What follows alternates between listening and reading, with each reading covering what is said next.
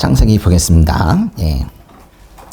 창세기 50장 이제 볼 텐데 또 너무 길어서 이제 두 절만 좀 대표적으로 좀 보도록 하겠습니다. 같이 읽겠습니다. 19절, 20절인데요. 요셉이 형제들에게 말했습니다. 두려워하지 마십시오. 제가 하나님을 대신하겠습니까? 형님들은 저를 해치려고 악을 꾀했지만 하나님은 지금 보시는 것처럼 그것을 선하게 바꾸셔서 오늘날 많은 사람들의 생명을 구하셨습니다. 네, 그래요. 계속할까요? 오늘은 그 창세기 강의 설교의 33번째 시간이면서 마지막입니다. 예. 그죠. 예. 네, 이제부터 이제 창세기 마지막 장인 50장을 이제 보겠습니다. 근데 이제 처음 시작할 때 어떻게 시작했어요? 창세기 시작할 때 하나님께서 태초에 하늘과 땅을 창조하셨습니다. 라고 멋있게 그렇게 시작한 창세기가 무슨 말로 끝나는지 우리 창세기 마지막 장 마지막 절 정말 제일 마지막 거 있죠. 그 말씀부터 한번 보도록 하겠습니다. 50장 26절인데요. 요셉이 110세에 죽었습니다. 그들이 요셉을 향료로 처리해 이집트에서 그를 입건했습니다. 요셉이 죽었다는 거네요. 그것도 고향이 아닌 머나먼 타국 땅에서 죽었다는 거네요. 시작은 천지 창조 이렇게 시작을 했어요. 근데 끝은 어떻게 끝났냐면 사람이 죽었대요. 천지 창조로 시작하고 한 사람의 어떤 개인의 죽음 얘기로 끝나는 거예요. 주어를 보시면은 1절은요. 창세기 1장 1절은 하나님께서 천지를 창조하셨다는 거예요. 하나님께서. 근데 마지막 절은 요셉이 어떤 개인이 죽었다는 거예요. 개인의 죽음이 그 주변 사람들에게는 뭐 큰 슬픔이겠죠. 그렇긴 하지만은 그래도 천지 창조의 규모에 비해서는 사실 그 스토리의 무게감이 현저히 떨어져요. 그러면 창세기 주제가 하나님께서 천지를 창조하셨으면 결국 창조하셨지만 인간은 결국 죽는다. 이 얘기냐? 하나님께서 천지를 창조하신 것도 사실이고 인간이 결국 죽는다는 것도 사실이지만은 이걸 말하려고 하나님께서 창세기를 우리에게 읽으라고 주신 건 아닌 것 같아요. 요셉이 죽었다는 게 그 창세기의 그 마지막 메시지이긴 한데 중요한 거는 이 창세기가 성경 60권 중에 첫 번째 책이라는 거예요. 아직도 하나님의 이야기는 65권이 더 남아있고 심지어 창세기 다음으로 바로 출애굽기, 출이집트기가 이어져 있다는 거예요. 뭔 얘기냐?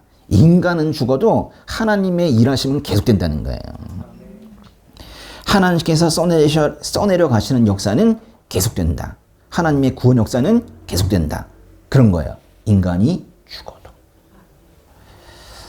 근데 천지창조와 요셉의 죽음이 이 두 개가 바로 연결되는 게 아니에요. 사실은 그 사이에 두 개의 큰 변곡점이 있거든요. 이거예요.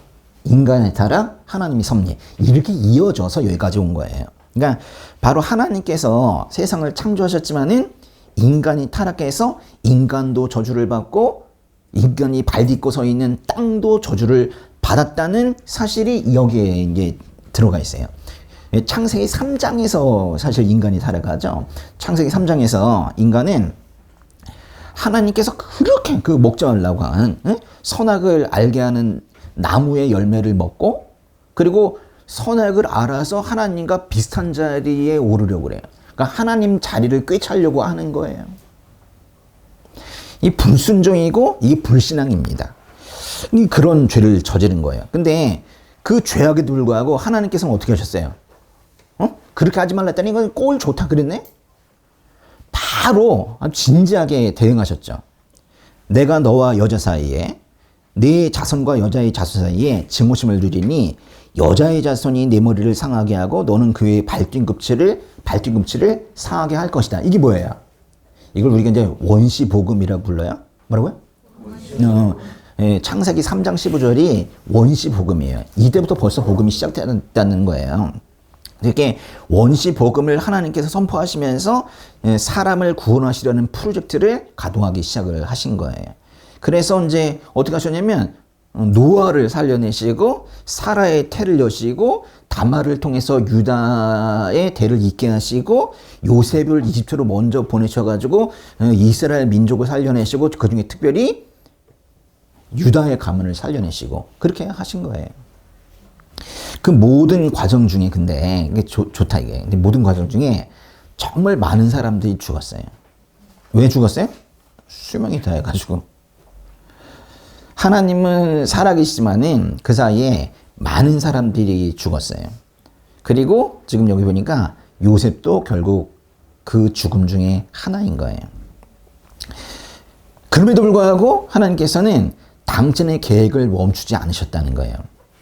사람들은 계속 바뀌어가고 있는데 하나님께서는 계속해서 일을 하고 계셨다는 거예요.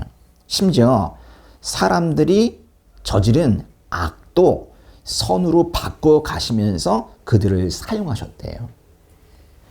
그걸 지벽적으로 선언하는 말씀이 바로 창세기 50장 20절이에요. 50장 20절은요. 50장의 핵심 구절인데 한번 읽어보도록 하겠습니다. 형님들은 저를 해치려고 악을 꾀했지만은 하느님은 지금 보시는 것처럼 그것을 선하게 바꾸셔서 오늘날 많은 사람들의 생명을 구하셨습니다. 그랬어요. 하나님께서는 요셉의 입을 열어서 지금 하나님의 섭리를 고백하게 만든 거예요. 이게 다 하나님의 섭리 얘기거든요. 그러니까 유한한 존재인 인간은 수명이 다해서 죽을지라도 하나님의 계획은 결코 멈추지 않는다는 것이 요셉의 고백이고 이게 창세기의 결론이기도 해요.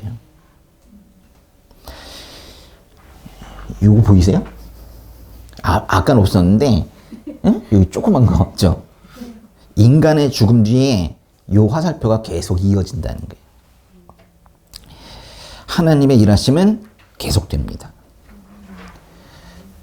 이게 창세기 결론이라고요. 됐어요?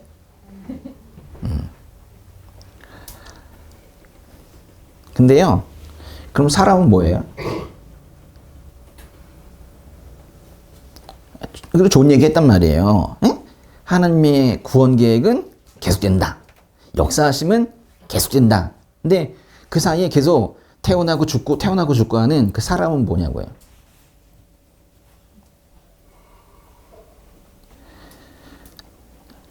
홀리한 척 그렇게만 얘기하면 안 돼요. 에? 그럼 사람은 뭐냐고요. 요셉처럼 하나님의 구원 사역에 동참한 사람들은 도대체 뭐가 되는 거예요? 너는 죽어도 그 다음에 또 다른 사람이 있으니까 괜찮아. 죽을래면 죽어. 그런 거예요? 그럼 응? 사람은 사육만 되고 죽는 겁니까? 이렇게 질문하는 분도 있다는 거예요. 삐딱하게. 그러니까 하나님의 계획이 계속된다는 것은 분명히 기쁜 일이긴 한데 그 과정 중에 사람은 소모품이냐고 볼멘 소리를 하는 거예요. 근데 여러분도 그런 의문을 가지고 계신가요? 괜찮아요.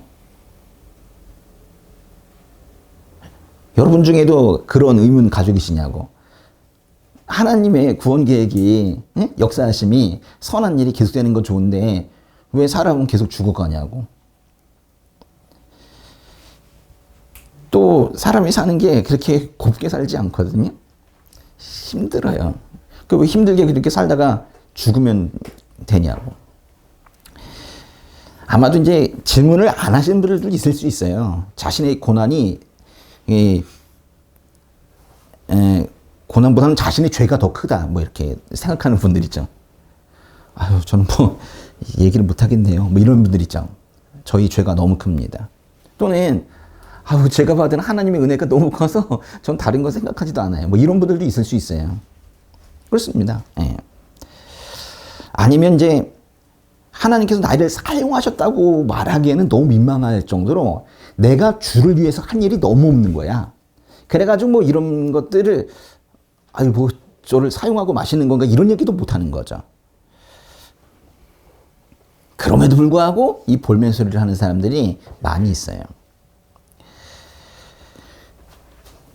뭐 하나님 외면하면서 그렇게 살았던 그런 사람들은 논외로 칩시다. 오늘 제가 지금 말씀드리는 건 평생 주님 주님 부르면서 예배드리고 찬양하고 그리고 이 공동체를 위해서 헌신하고 한 그런 분들 얘기하는 거예요.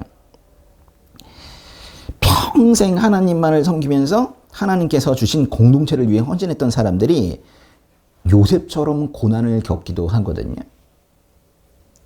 요셉이 어떤 고난을 겪었어요? 노예로 팔리고 억울하게 옥살이하고 22년 동안 그렇게 했다고요.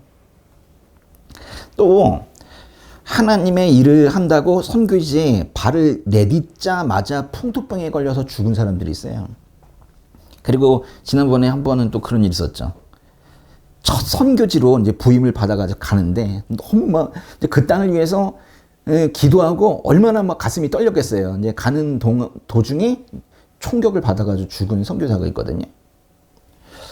그건 또 뭐예요? 그건 또 바울처럼 정말 그렇게 많은 교회를 세우고 전도 여행으로 많은 사람들을 구해내고 그렇게 헌신을 해도 고린도후서에 보면은 육체의 가시라는 게 있어요. 이게 질병을 얘기하는 건데 바울은 이걸 끝까지 가지고 있다가 아픈 가운데 죽었어요. 그리고 가족의 뭐 치매나 가족의 장애로 인해서 자기 삶도 없이 그냥 그 사람들만 보살피다가 그렇게 죽는 사람들도 있죠. 이건 다 뭐예요? 고난 속에 살다가 이 땅에서 무슨 여유나 즐거움이나 뭐 이런 걸 누리지 못하고 죽은 사람들이 많이 있어요. 이게 뭐냐고 이게. 하나님의 구원 계획이 계속되는 건 분명히 박수를 칠 일이지만은 그 과정 중에 이렇게 고난 속에서 죽어가는 사람들의 인생은 도대체 뭐가 되냐는 거죠. 장애가 있는 아들이 마구 휘두른 그 주먹에 얼굴을 맞고는 너는 도대체 왜 태어났니? 라고 말하면서 울고 있는 어떤 엄마의 삶은 도대체 뭡니까? 아들을 회복시켜달라고 가정을 회복시켜달라고 그렇게 간절히 드리고 있는 그 기도를 하나님께서는 들으신 건가요? 이렇게 생각할 수 있죠. 들어주셔야 되는 거 아닙니까? 그 정도면은. 그러니까 하나님이시라면은 그 정도 해결은, 그 정도 능력 있으시니까 해결은 충분히 해주실 수 있는 거 아닌가요? 그렇게 이제 말할 수도 있잖아요. 여러분은 제가 지금 드리고 있는 이런 말씀에 대해서 어떻게 생각하세요? 하나님의 구원 계획이 계속 진행되어 가고 있는 그 아름다운 과정 중에 고난으로 상처받고 있는 하나님의 아들, 딸들의 삶에 대해서 지금 말하고 있는 거예요. 왜 그들은 고난을 받아야 되냐 이거예요.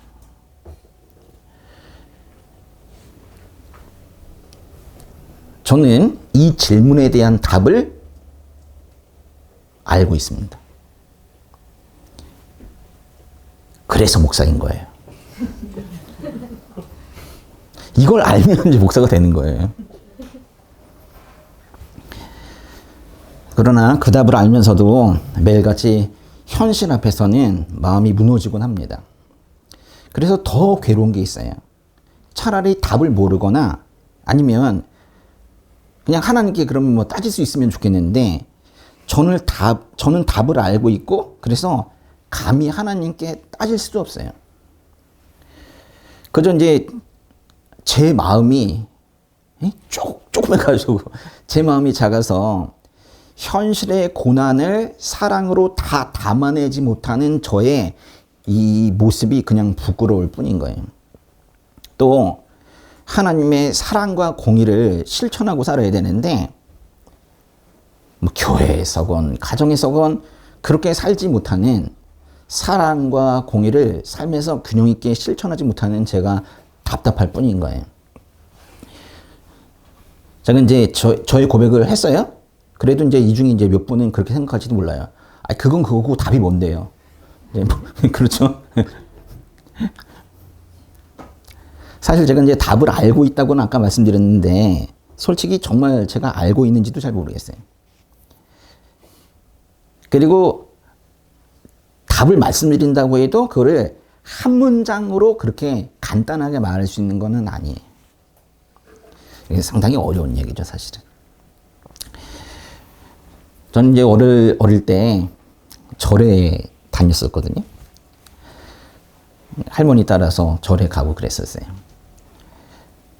거기 찬불가 있고, 찬불가? 찬송가 말고, 네. 낭낭한 목소리로 많이 부르고 그랬었어요. 그 불교에서는요, 인생을 고라고 말해요, 고. 그 고수할 때 고, 그거 아니고. 고통할 때 고 있죠. 인생이 고통이라는 거예요. 불교는 거기부터 시작을 해요. 인생은 고통이다. 태어나고 병들고 죽는 거, 고통이다. 사랑하는 사람과 헤어지는 거, 그 사람이 죽는 거, 고통이다. 원하지 않는 사람과 만나는 거, 그것도 고통이다. 그 다 고통이래요. 그래서 이 고라는 게요, 이 고통의 고라는 게, 그러니까 육체적 고통만이 아니라 이 존재 자체가 불안정하고 불안전하다는 그런 말을 하는 게 불교예요. 불교는요, 기본적으로 세상을 사람이 만족할 수 없는 상태에 있다고 봐요. 이런 불교의 현실 인식이 맞나요? 조금 맞고 많이 틀려요. 세상이 고통으로 가득하다는 현실은 제가 보기에 크게 틀리지는 않는 것 같아요. 근데 그 원인을 불교는 뭐라고 부르냐면, 그러니까 고통이 가득한 이유가 집착과 욕심 때문이래요. 뭔가를 욕심부리고 뭔가를 집착하기 때문에 그래서 이제 고통이 가득하다는 거예요. 그러니까 어떤 것에 매달리기 때문에 그런 고통이 생긴다는 거예요. 그래서 그런 욕심과 집착에서 벗어나는 해탈의 경지에 이르는 것이 그게 최고 목표가 되는 게 불교예요. 열반 아시죠? 열반. 그걸 거의 최고의 목표로 여겨요. 열반. 영어로 너바나. 거기에 이제 이르는 것을 최고의 목표로 여깁니다. 근데 이제 우리가 배웠잖아요. 근데 우리는 그 고통이 욕심과 집착 때문에 생긴 거는 아니죠. 그렇게 배우지 않았잖아요. 우리는 고통이 왜 생겼다고 배웠어요? 죄 때문에. 죄. 그러니까 죄 때문이죠. 뭐 불교에 욕심과 집착이라는 것도 죄에 포함되긴 합니다. 그렇지만은 우리가 말하는 죄는 그거보다는 훨씬 더 큰 거예요. 어떤 게 죄예요? 하나님의 뜻에 맞지 않는 건 다 죄예요. 그것 때문에 고통이 생겼다는 거예요. 근데 기독교와 불교는요, 인간을 이해하는 시작점부터가 달라요. 기독교는 죄에서 시작을 합니다. 근데 불교는 고통에서 시작을 하는 거예요.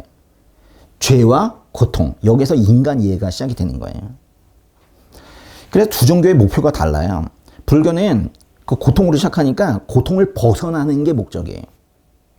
근데 기독교는 뭐예요? 더 근원적인, 더 뿌리에 있는 죄의 문제를 해결하는 거, 그게 목표입니다. 불교는 그래서 뭐라고 하냐면 생각을 고쳐먹으라고 그래요. 오래 살고 싶어하는 욕망, 소유하고 싶은 욕망, 인정받고 싶은 욕망, 이런 걸 버리라고 그래요. 수행과 수양으로 바른 이해, 바른 생각, 바른 말, 바른 행동 등 이런 걸 뭐라고 하냐면 8정도라고 하는데, 이 8정도를 통해서 고통에서 벗어날 수 있다고 말하는 게 불교예요. 한마디로 하면 사람이 할 수 있다는 거예요. 사람이 수행과 수양을 잘하면 고통에서 벗어날 수 있다라고 말하는 게 불교예요. 근데 기독교는 그렇게 말하지 않아요. 우리의 믿음 체계는 그렇지 않습니다. 고통의 뿌리인 죄의 문제를 해결해야 되는데 그거는 사람이 할 수 없다고 말해요. 죄의 문제를 해결할 수 있는 분은 하나님 한 분밖에 없다고 그렇게 고백하고 있죠. 맞아요? 맞아요. 정말 인간에 대한 현실인식, 인간에 대한 존재인식이 이게 진짜예요. 사실 세상에 신앙이라고 할 수 있는 거, 믿음이라고 할 수 있는 거는 이거밖에 없는 것 같아요. 죄 문제를 해결하기 위해서 하나님께서는 사람들에게 계속 회개를 촉구하고 심지어는 속죄의 제사 제도를 주시고는 했지만은 사람들은 번번이 계속 실패했습니다. 사람들의 실패 이야기를, 그 스토리를 쫙 모아놓으면 그거를 구약성경이라고 하는 거예요. 구약성경은 다 하나님께 불순종해서 사람들이 실패했다는 얘기예요. 결국 하나님께서는 안 되겠다 이래가지고 죄 문제를 직접 해결하려고 하셨고, 그래서 인간이 지은 그 수많은 죄의 짐을 어린 양 예수께 짐지게 하셔가지고 그래서 그 문제를 해결하셨죠. 그게 신약 얘기예요.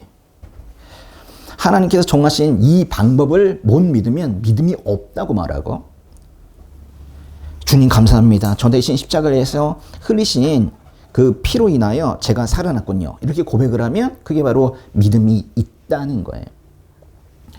이 땅은요, 죄악이 가득한 땅입니다. 고난 또는 고통이 없을 수가 없어요. 반드시 있습니다. 고통이 기본값이에요. 그냥 고통스러운 거예요. 근데 어떤 분들이 이러죠. 왜 나에게만 이런 고통이 생기느냐? 이게 잘못된 말이에요. 그거는 이 구조를 잘 모르는 거예요. 죄인들이 발딛고 있는 이 땅은 당연히 고통인 거예요. 고통이 오히려 기본값이고 거기에 긍정적인 감정이 들어가는 것이, 그게 이제 특이한 선물이 되는 거예요. 모든 사람이 사실은 자기 나름대로의 고통을 겪고 있어요. 다른 사람이 볼 때 아유 나는 고통스러운데 저 사람은 좀 괜찮은 것 같다 싶지만은 그렇지 않다는 거예요. 다들 뭐가 힘들어. 다 힘들게 살고 있어요. 그렇지만 한 인간의 삶이 정말로 불교에서 말하는 것처럼 고통뿐인가? 기독교는 또 그렇게 말하진 않아요. 고통만 있느냐? 그런 삶만 있느냐? 그렇지 않다는 거예요. 이 땅에서도 주님께서 주시는 기쁨이 있다는 거예요. 수행을 통해서 열반에 이르러서 고통에서 벗어나는 게 아니라, 고통이 있지만 그것을 뛰어넘는 주님께서 주시는 기쁨이 있다는 거예요.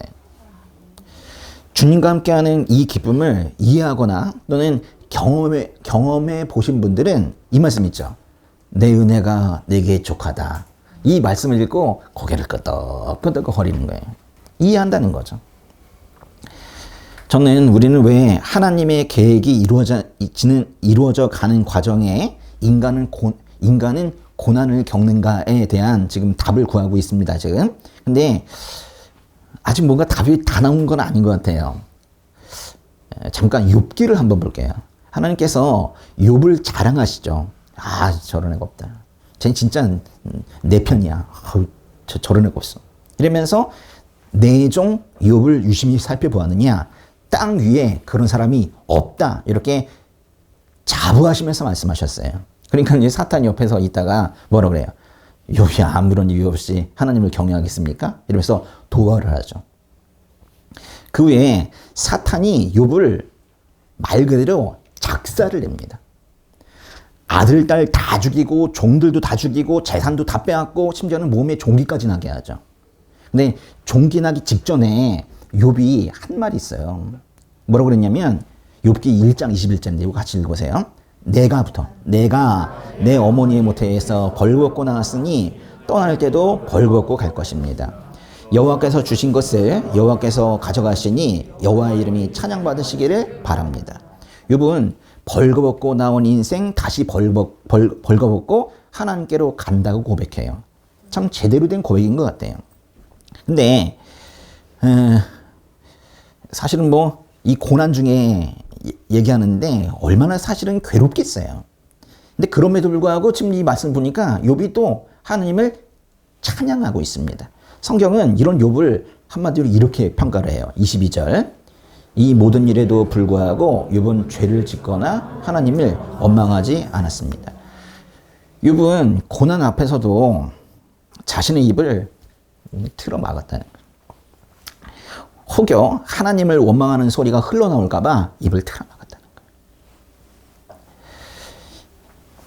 이걸 신앙이라고 하는 거예요. 이걸 믿음이라고 하는 거예요. 우리는 어쩌면 이런 생각을 하는지도 몰라요.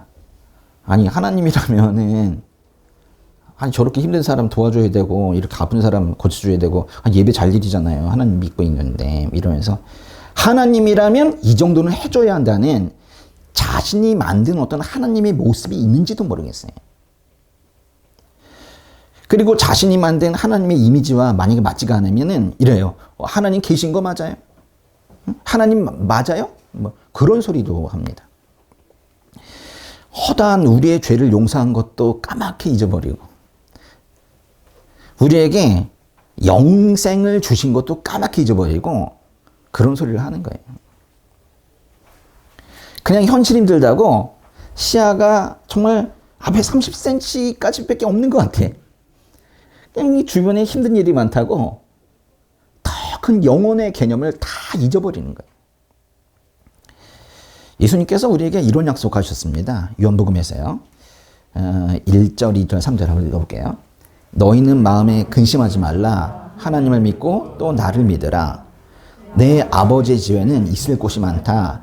그렇지 않았다면 너희에게 미리 말해 두었을 것이다. 나는 너희가 있을 곳을 마련하러 간다.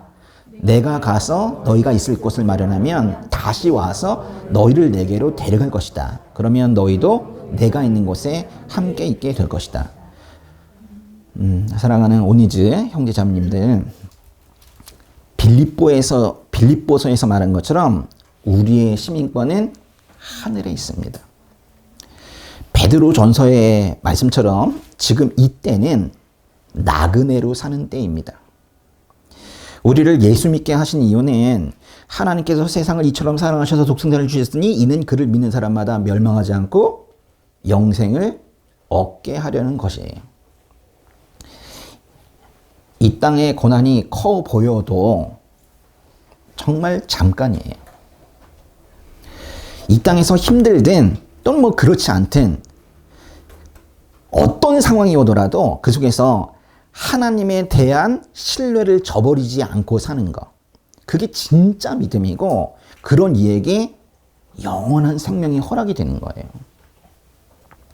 나의 죄를 하나님의 아들이 대신 짐지고 가셔서 내 죄의 문제가 해결되었다고 굳게 믿는 거, 하나님께서 하신 그 일을 굳게 믿는 거, 그걸 우리가 구원받을 만한 믿음이라고 말하는 거예요. 성경은 믿음이 있는 사람에게 영생이 허락되었다고 말해요. 요한복음 보시면은 그를 믿는 사람마다 영생을 얻게 하려는 것이라고 하잖아요. 또 아들을 믿는 사람에게 영생이 있다고 하잖아요. 슬픔과 기쁨이 이 땅에는 공존하고 있습니다. 두 개가 다 있어요.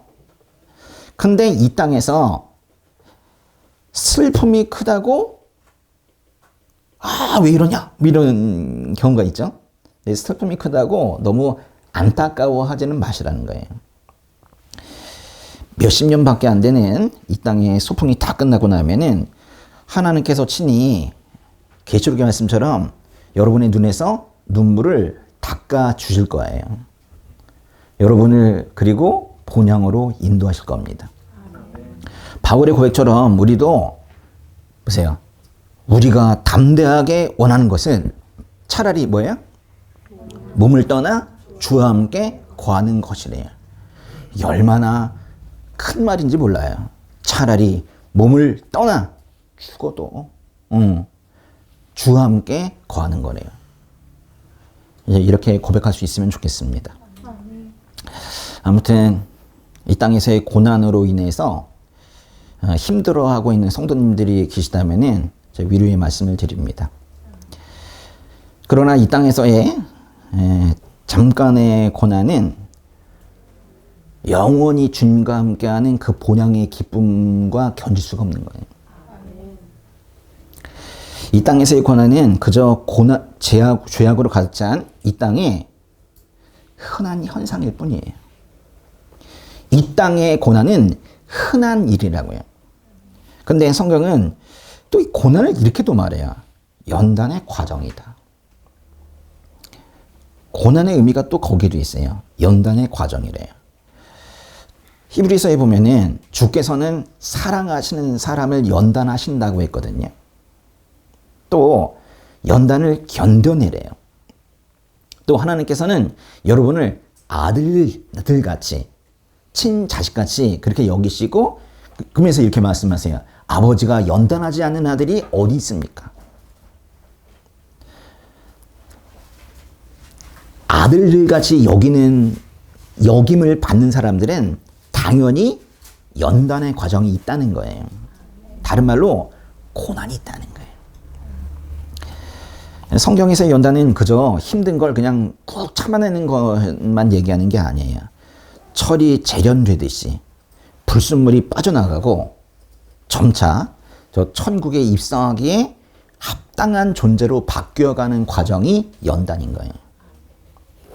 그러나 우리가 받은 그 연단의 성공 여부에 따라서 우리가 천국에 가거나 지옥에 가는 것이 결정되는 건 아니에요. 또 주의하셔야 돼 또.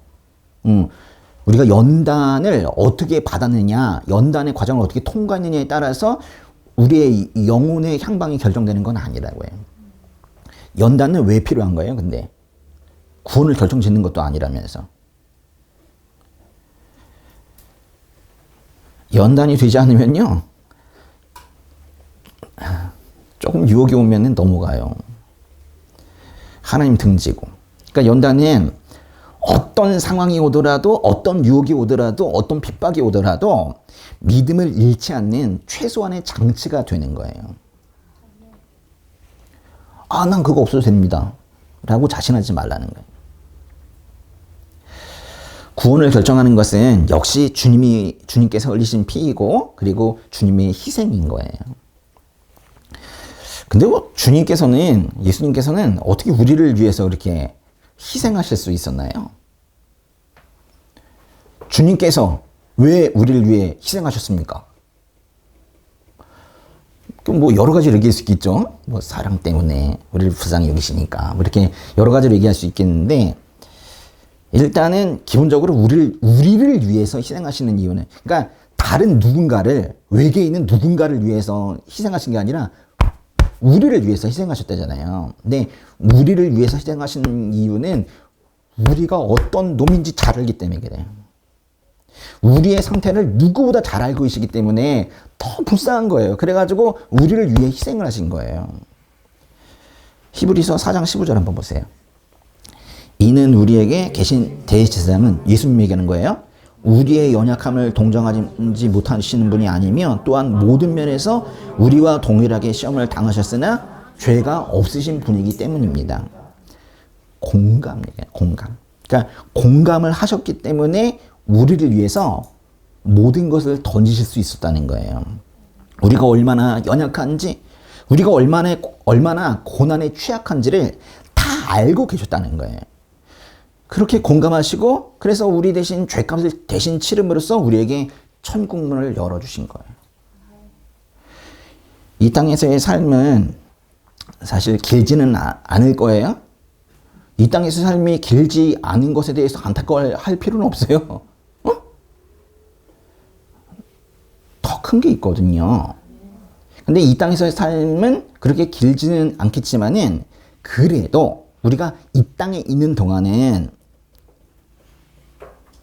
다른 사람의 아픔을 공감하고 보듬으면서 그렇게 살아갔으면 좋겠어요. 나 자기만 생각하지 말고 옆에 사람들, 조금 멀리 있는 사람들의 아픔을 알고 그들을 공감하고 그렇게 살아갔으면 좋겠다고요. 하나님께서 우리를 이 땅에, 또 이 교회에, 또 그 각각의 가정에 보내신 이유가 바로 그거예요. 또 왜 저 사람을 만나게 하셔가지고 이렇게 고생하게 하시나 하는 그 사람 있죠. 그게 하나님의 뜻이에요. 그 사람 만나게 하신 거. 제가 이제 좋아하는 신학자가 있거든요. 헨리 나우엔이라고. 이제 책도 많이 쓰셨는데 그분이 이런 말을 했어요. 오늘 이제 제목이기도 한데 The Wounded Healer. 이게 뭔 뜻이냐면 상처 입은 치유자라는 뜻이에요. 뭐라고요? 상처 입은 치유자. 요셉은 22년간의 고통을 겪었지만은 그 상처를 보복의 도구로 사용하지 않았어요. 오히려 다른 사람을 이해하고 살리는 공감의 차원으로 승화시킨 거예요. 왜 나를 노예로 파냐고 이러면서 형들에 대한 복수를 하겠다고 이를 갈거나 그러지 않았어요? 왜 나를 이렇게 억울한 옥살을 시켜? 그래가지고 보디발의 아내를 미워하는 마음으로 계속 미워하면서 허송세월을 보내지 않았어요. 요셉은 오히려 그 고통을 다른 사람을 치유하는 힘으로 삼은 거예요. 그러니까 상처가 나잖아요. 딱지가 않고 그 단단하게 굳은 그 상처가 다른 사람을 일으켜 세울 수 있는 아름다운 긍휼이 된 거예요. 창세기 50장 20절 참 귀한 말씀인데 이거야말로 상처 입은 치유자의 모습을 제대로 말해주고 있는 거예요. 다시 한번 읽어볼게요. 창세기 50장 20절. 형님들은 저를 해치려고 악을 꾀했지만 하나님은 지금 보시는 것처럼 그것을 선하게 바꾸셔서 오늘날 많은 사람들의 생명을 거하셨습니다. 사실 이 말씀에서 이 꾀했지만이라는 말과 이 바꾸셔서라는 말은 사실은 히브리어에서는 같은 단어예요. 이게 뭐냐면 하샤브라는 단어인데 뭐가 계획했다, 의도했다 이런 뜻이거든요. 그러니까 사람이 뭔가 계획을 했고 하나님께서 뭔가 계획을 했고 뭐 그런 뜻이에요. 그래서 이 하샤브라는 말에는 목표가 있어요. 무엇을 위해서 계획을 하는 거예요. 무엇을 위해서 의도하는 거예요. 근데 형님들의 목표가 뭐였냐면 악이었어요. 근데 죄악. 근데 하나님께서 의도하신 목표는 선이었다는 거예요. 그러니까 뭔가 계획을 하는 거 무조건 좋은 거 나쁜 거가 아닌 거예요. 무엇을 위해서 이제 계획을 하느냐 그게 중요한 거죠. 요셉이 그거를 안 거예요. 뭔가 계획하고 의도하는 게 목표를 세우는 게 다 좋은 게 아니구나. 고난이 있었지만은 그 안에 선을 목표로 하는 하나님의 섭리가 있었다는 것을 알게 된 거예요. 그러니까 모든 현상을 다 똑같이 본 게 아니라 형들이 한 그 악을 목표로 한 어떤 계획, 그것과 선을 목표로 한 하나님의 계획을 구분할 줄 알게 된 거예요. 인간이 나쁜 의도로 한 행동도 하나님의 섭리라는 틀 안에서 해석을 한 거예요. 만약에 이 해석이 없으면은 부글부글 끓죠. 형들을 가만두지 않겠다 막 이러겠죠. 근데 이거를 해석할 수 있는 힘이 생긴 거예요. 요셉은 그렇다고 형님들의 그 나쁜 행동을 잊어버린 게 아닙니다. 어떻게 있겠어요? 응? 그 형들의 그 죄악 때문에 그 많은 고난을 겪었는데 어떻게 있겠어요? 그럼 잊을 수가 없어요. 몸이 기억하고 있는데 어떻게 있겠어요? 그런데 요셉은 그 고난을 형님들 탓으로 돌리지 않고 하나님의 섭리로 해석을 한 거예요. 이게 진짜 중요한 얘기예요. 그 고난을 형님들 탓으로 돌리지 않고 하나님의 뭐로? 섭리로 해석을 한 거예요. 이게 믿음이고 이게 신앙의 성숙입니다. 요셉처럼 어떤 일이든 그렇게 잘 해석하시기를 주님의 이름으로 축복합니다. 우리에게는요, 사실 고난으로 입은 상처가 달 있어요. 응? 근데 그 상처가 단단히 굳어져서 내 고집과 혈기, 죄악된 언어와 행동들, 그리고 심령의 불순물이 다 씻겨지고 오히려 사람들을 치유할 수 있는 그런 언어가 채비되고 심성이 준비되었다면 크리스천으로서 잘 살고 있는 거예요. 요셉 보세요. 요셉은 안 갚음을 할까봐, 그러니까 아버지 돌아가시고 이제 요셉이 변해가지고 아버지 돌아가셨는데 가만두지 않겠어. 이래가지고 이제 형들을 칠까봐 형들이 막 두려움을 떨고 있는 걸 보면서 요셉이 뭐 했냐면 울었어요. 왜 울었어요? 인간이 원래 저렇구나.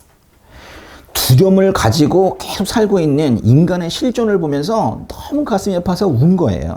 그래가지고 요셉이 너무 당황해가지고 형들에게 두려워하지 마세요.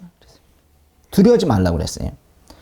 사람의 연약함을 알고 다 알기 때문에 이제 그것을 다독거리고 있는 거예요. 고난이 요셉을 연단했고 요셉이 하나님의 큰 그림을 본 거예요. 그 큰 그림을 보고는 고난에 대해서 정해할 수 있었던 거예요. 정해 뭐예요? 올바른 해석을 할 수 있었던 거예요. 그래서 나에게 고난을 준 이들에게 두려워하지 말라라고도 그들을 위로하는 말을 한 거죠. 그렇게도 할 수 있었던 거예요. 근데 우리는 이제 종종 고난이 올 때 뭘 하냐면 고난의 원인을 그렇게 찾으려고 그래요. 응? 야, 이 상황 때문에 이 고난이 생겼어. 저 사람 때문에 이 고난이 생겼어. 그래서 뭐뭐 때문에 계속 그걸 이제 고민을 해요. 뭐예요? 뭐하러 해요? 그걸? 하나님께서는 우리가 그 고난의 원인을 찾느라고 신경을 쓰고 밥도 잘 안 넘어가고 감정이 소모되고 잠도 잘 못 자고 또 그걸로 인해서 분노가 일고 막 이래서 또 다른 죄로 연결되는 걸 무지하게 가슴 아파하세요. 오히려 고난이 다른 사람을 안아줄 수 있도록 마음을 확장시키는 역할을 한다면은 말하면 이게 가슴이 커지는 거예요. 마음이 커지는 거. 그렇다면 고난이 복이라는 말도 정말 참말이 될 거예요. 생각해 보면은 고난이라는 건요. 저 깊은 곳에 있는 인간의 본질, 아주 심연으로 들어가야지 저 깊은 곳에 가야지 알 수 있는 인간의 본질까지 정말 거기까지 이를 수 있는, 정말 가까이 갈 수 있는 그런 잠수정 같은 거예요. 여러분 고난이 없으면 그거 못 봐요. 인간의 본질을 제대로 알 수가 없어요. 고난이 깊지 않으면은 사실상 사람을 이해하는 수준도 깊지 않아요. 겉껍데기만 봐요. 표면만 보죠. 그러니까 뭐 사람의 표면만 보고 다 판단하니까 막 화도 나는 거예요. 제대로 모르니까 막 오해도 많이 하고 화도 나고 그리고 삐치기도 하고 뭐 그렇게 되는 거예요. 근데 인간의 본질을 봐버린 사람은 그렇게 행동하지 않습니다. 그렇게 가볍게 하지 않아요. 믿음이 없이 그래서 고난을 당하면은 그 고난은 분노나 억울함으로 표현될 뿐이에요. 이거 오히려 독이 되는 거예요. 그래. 근데 그 나사로의 죽음 앞에서 예수님께서 막 우시거든요. 조만간 이제 나오라. 내가 살려내실 건데 분명히. 근데 계속 우시거든요. 그게 우시냐면 죽을 수밖에 없는 운명을 가지고 태어난 인간의 본질을 보면서 슬퍼하시는 거예요. 그런 주님처럼 믿음과 함께한 고난은 마음속에 긍휼을 가득 채우는 거예요. 불쌍하다고. 이게 고난으로 연단을 거쳐 이 마음에 뭔가 긍휼함이 생긴 상태에서 현상을 보는 것과 그렇지 않은 거는 다르다는 걸 말하는 거예요. 다른 사람을 오히려 미워하는 게 아니라 불쌍히 여겨요. 그냥 이 안이 전체가 다 긍휼로 가득 차 있는 거예요. 심지어 자기에게 직접 고난을 가져다 준 당사자도 불쌍히 여겨요. 좀 쉽게 말하면 자기를 가장 힘들게 하는 그 사람을 불쌍히 여긴다고 해요. 그들의 연약함을 충분히 이해하고 함께 가슴 아파하는 사람이 되는 거예요. 이게 이제 우리 주님께서 우리에게 바라시는 모습이에요.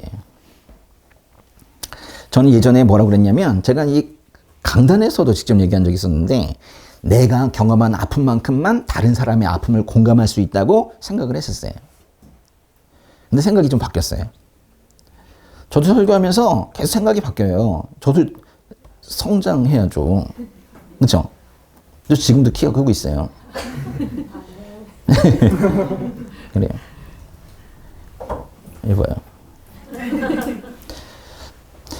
내가 경험한 아픔까지만 그만큼만 다른 사람의 아픔을 공감할 수 있다. 이 말이 맞는 것 같기도 하고 나름 겸손해 보이기도 합니다.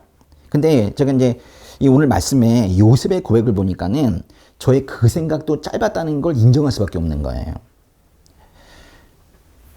내가 경험한 아픔이 고난이 아닐지라도, 고난의 종류가 다를지라도 고난을 겪고 그리고 단단해지고 하나님의 사람으로 성장해서 하나님의 마음을 읽게 되면 다른 사람의 개별 행동 하나하나를 용서하거나 또는 공감하거나 그런 게 아니라 이 땅에서 고생하고 있는 그 존재 자체를 공감하면서 존재 자체를 용서하고 공감하게 되는 거예요. 아, 저 사람이 뭐 사랑하는 사람을 잃은 아픔. 아, 내가 저건 알지. 나도 그래 봤으니까. 그래서 알게 되는 게 아니라 그 사람의 고난과 아픔이 무엇이든 그게 자식을 잃은 아픔이든 사랑하는 사람을 잃은 아픔이든 아니면 사업에서 망한 것이든 그런 거 상관없이 그 존재 자체를 이해하게 된다는 거예요. 그렇게 된 상태가 바로 오늘 제목인 이거예요. 상처 입은 치유자. 저는 여러분이 이 땅의 상황에 일희일비하는 게 아니라 정말로 영안이 이렇게 열려가지고 그래서 이 땅의 모든 일을 하나님의 섭리로 해석하는 그런 큰 시야가 있기를 바랍니다. 해석을 잘해야 되는 거예요.